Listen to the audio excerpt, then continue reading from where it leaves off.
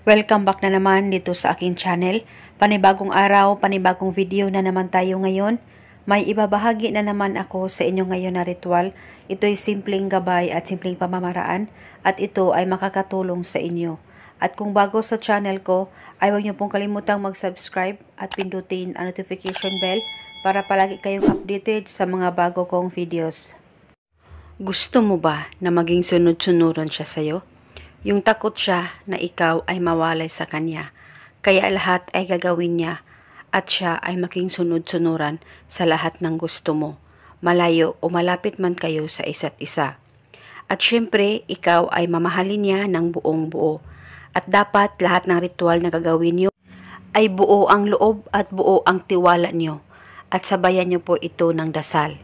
At gawin itong ritual sa kahit na anong araw o oras na gusto mo. Ang gagawin mo lamang, kumuha ka lamang ng garapon o bote na may takip.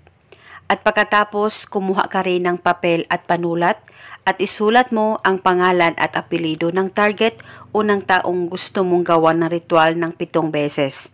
At pagkatapos ay hawakan mo ang papel sa dalawa mong kamay, titigan mo ito ng maigi. Titigan mo ng maigi ang pangalan niya at iisipin mo siya. At pagkatapos, ibulong mo ang spell na ito.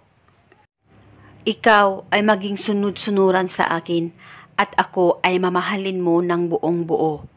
Ibulong mo lamang ito ng 7 beses. Pwede mo dagdagan ang hiling kung gusto mo, wala pong problema. At pagkatapos, ay lagyan mo lamang ng laway mo itong papel na hinawakan mo at sinulatan mo ng kanyang pangalan. Lagyan mo lang ito ng laway mo at pagkatapos ay tupiin mo ito at ilagay ito sa garapon o sa bote na inihanda mo. At pagkatapos mo nang malagay itong papel, lagyan mo rin ito ng kahit 1 kutsarang asin at pagkatapos ay takpan mo na ito. At itago ito sa safe na walang makakakita at makakaalam.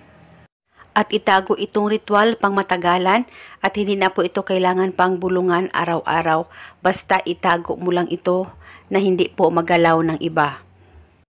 At pagkatapos mong magawa ang ritual na ito, tiyak siya ay maging sunod-sunuran sa iyo at ikaw ay mamahalin niya ng buong buo.